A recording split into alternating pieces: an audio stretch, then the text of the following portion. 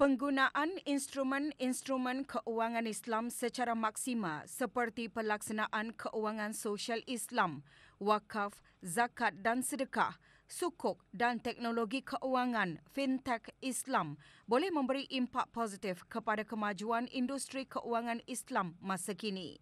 Yang Berhormat Pihin Orang Kaya Sri Kerna, Datuk Seri Setia Dr. Haji Awang Abu Bakar bin Haji Apong, Menteri Hal Ehwal Dalam Negeri selaku Timbalan Pengerusi Lembaga Pengarah Authority Monetary Brunei Darussalam AMBD membuat seruan tersebut semasa perasmian persidangan Brunei Darussalam Islamic Capital Market BICAM 2021. Yang Berhormat Pihin juga menekankan kepentingan kerjasama berterusan di antara pihak berkepentingan dan pemain utama industri dalam merealisasikan visi pertumbuhan ekonomi yang lestari, inklusif dan berdaya tahan. BICAM 2021 merupakan platform untuk mempamerkan kredibiliti dan keupayaan ahli industri tempatan, khususnya dalam sektor pasaran modal Islam. Persidangan yang diadakan selama 2 hari itu bertujuan untuk memberi peluang kepada para peserta untuk bertukar pandangan serta buah fikiran mengenai isu dan cabaran berkaitan pasaran modal Islam, terutama sekali di dalam konteks negara Brunei Darussalam, dan seterusnya berbincang mengenai strategi-strategi ke arah memperkukuhkan kedaya tahanan, kelestarian dan keterangkuman ekosistem pasaran modal Islam. Para peserta juga berpeluang untuk mengetahui pengalaman negara-negara lain mengenai kesan perkembangan pasaran modal terhadap ekonomi negara. Bagi menyokong inisiatif Kementerian Sumber-Sumber Utama dan Pelancongan dalam pengendalian Brunei Mid-Year Conference and Exhibition MICE, BICAM 2021 diadakan semasa minggu pertama acara tersebut yang bertemakan Minggu Islam. Economic and financial market globally in the future. Nilai jumlah perdagangan antarabangsa negara Brunei Darussalam IMTS pada bulan Februari 2021 meningkat sebanyak 18.9%, iaitu 1,796.1 juta ringgit berbanding pada bulan yang sama pada tahun lalu 1,510.7 juta ringgit. Manakala jumlah perdagangan bulan Februari 2021 bagi perubahan bulan ke bulan juga meningkat berbanding bulan Januari lalu. Jumlah ekspor menurun tahun ke tahun kepada 949.3 juta ringgit berbanding 1,121.2 juta ringgit pada Februari tahun lalu.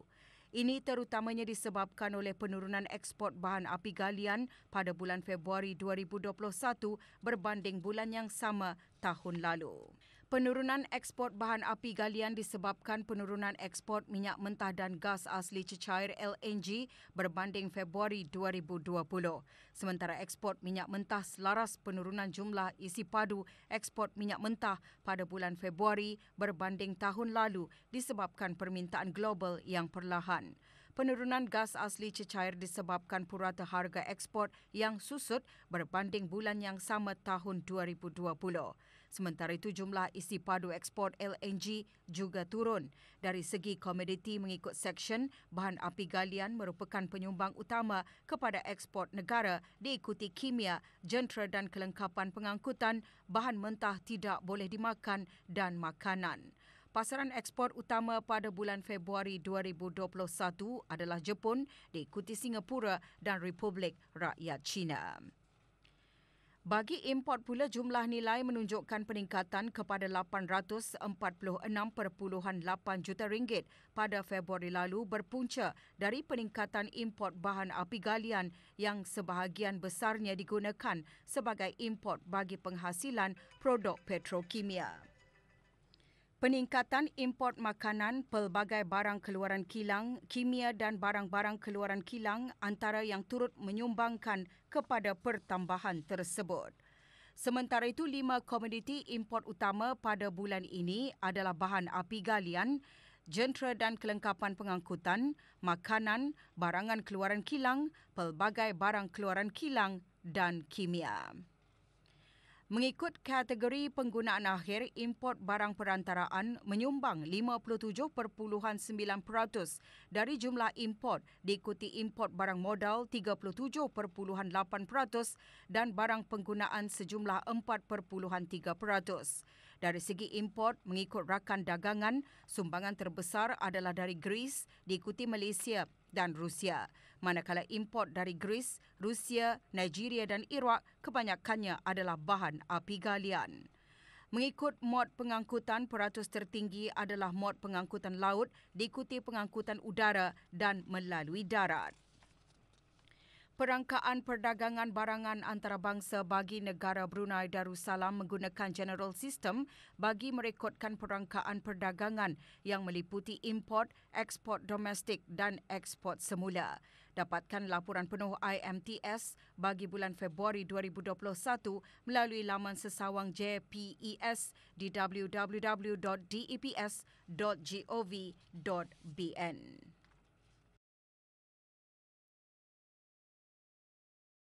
Para peniaga daging kerbau dan lembu di Pasar Segar diberi amaran untuk mematuhi arahan penetapan harga bermusim PHB dan pentingnya memaparkan tanda harga dengan jelas dan meningkatkan ketulusan harga sebagai maklumat pembelian untuk para pelanggan. Jabatan Perancangan Ekonomi dan Statistik, Kementerian Keuangan dan Ekonomi telah memberikan surat amaran kepada 11 peniaga daging kerbau dan lembu di Pasar Gadong kerana menjual isi daging kerbau dan lembu melebihi harga maksimum yang ditetapkan di bawah arahan PHB. Semasa pemeriksaan yang dijalankan pada 11 Mei 2021, Jabatan Persaingan dan Hal Ehwal Pengguna JPHEP, Jabatan Perancangan Ekonomi dan Statistik JPES juga mendapati tanda harga yang dipamerkan oleh peniaga tidak selaras dengan perintah paparan tanda harga. Notis amaran telah pun dikeluarkan dan kesalahan seterusnya akan dikenakan kompaun tidak melebihi RM500. Harga maksimum yang ditetapkan oleh PHB ialah RM13 1 kilogram. Para peniaga diingatkan untuk memastikan paparan tanda teratur dengan menyatakan jenis dan bahagian daging yang dijual serta memberikan harga sebenar yang ditawarkan pada hari berkenaan bertujuan memastikan para peniaga sentiasa menjalankan perniagaan secara beretika dan kepentingan pengguna terpelihara. Dalam hubungan ini, orang ramai disaran menggunakan ciri berkaitan harga barang keperluan di dalam aplikasi pengguna bijak dan laman sesawang rasmi JPHEP sebagai rujukan tawaran harga di pasaran yang dipantau dan dikemaskini JPES setiap minggu. Manakala ciri perbandingan harga menyediakan maklumat harga bagi barangan isi rumah yang terpilih yang diberikan secara sukarela oleh gedung pasaraya dan kedai runcit. Ketidakpatuhan ke atas perintah paparan tanda harga boleh dikenakan denda maksimum RM20,000 dan 5 tahun penjara. Sebarang isu mengenai arahan PHB, hubungi talian Darussalam 123, aplikasi mudah alih pengguna bijak atau melalui email kepada aduan pengguna @jpes.gov.bn atau consumercomplaint@jpes.gov.bn. 10 juruteknik kejuruteraan, 9 juruteknik operasi dan 4 graduan menandatangani Engineering Technicians Progression Scheme ETPS, Operative Technician Progression Scheme dan Graduates Contract Syarikat Brunei LNG Sendirian Berhad Brunei LNG. Ketiga-tiga program tersebut bertujuan menghasilkan pekerja yang cekap dan profesional. Dalam melengkapkan para belia bagi berdepan dunia yang tidak dapat dijangka serta memberi inspirasi kepada mereka untuk mencapai kejayaan di masa depan, Petronas Cari Gali Brunei Limited PCBL yang merupakan anak syarikat Petronas melancarkan program Petronas School of Life. Program kendalian Curious Mind itu berjalan sehingga 22 Oktober depan dengan mengetengahkan 20 tajuk yang dibahagikan kepada 5 modul utama termasuk kerjaya, corak pemikiran, keusahawanan, komunikasi dan kejayaan. Setiap sesi akan diadakan temu bual bersama pakar industri tempatan dan luar negara. Pesta Pengguna ke-25 telah berjaya menarik jumlah pengunjung yang meningkat tahun ini. Local Edition atau edisi tempatan merupakan tema Pesta Pengguna ke-25. Dianjurkan oleh Disun Lit Sendirian Berhad, Pesta Pengguna menyediakan pelbagai aktiviti menarik bagi para pengunjung di Dewan Bredex Jerudong. Melaluinya pelbagai produk dan perkhidmatan ditawarkan secara langsung kepada para pengguna dan pengunjung yang dilihat sebagai platform yang bersesuaian dalam mempromosikan perusahaan kecil dan sederhana. Alhamdulillah selama 3 hari menyertai Consumer Fair, pelanggan biasa kami ada kemari untuk menanyakan produk dan juga ada kesamaan yang baru juga. During Consumer Fair yang ke-25 ini, kami banyak menawarkan promotion, especially home financing, personal financing, aspirasi dan banyak lagi untuk para pengunjung yang datang.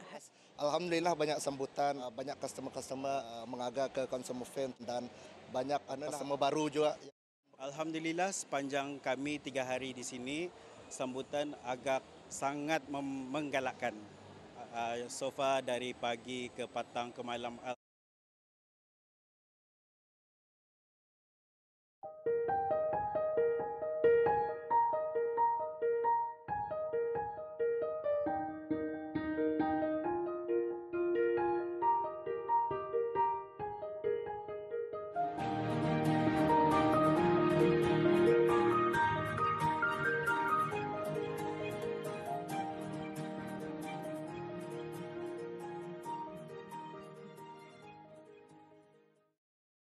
Sekumpulan belia tempatan yang menggelar diri mereka sebagai Pivot.bn membantu golongan kurang berkemampuan di negara ini melalui konsep membeli belah sambil beramal.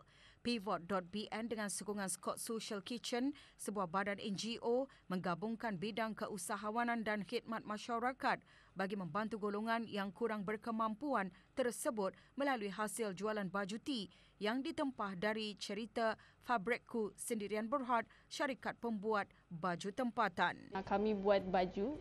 We have 3 different design, which is ambuyan, nasi katok, and also kuih. So these 3 baju, Kana Jahit, basically our manufacturing factory is basically cerita Fabrikku, local sewer jua. Dorang punya tempat is pusat pembangunan belia. So I guess kami punya konsep jua yang kami akan teruskan, which is membeli sambil beramal. 12 orang ahli Pivot.bn bergabung tenaga untuk melaksanakan khidmat masyarakat ini. Dengan konsep membeli, membantu dan beramal, Pivot.bn bekerjasama dengan Scott Social Kitchen untuk membantu ibu-ibu tunggal, pekerja asing dan keluarga yang kurang berkemampuan. Jual baju lah, Tanet. Jual baju, and basically I illustrate all of the design with my finance officer juga.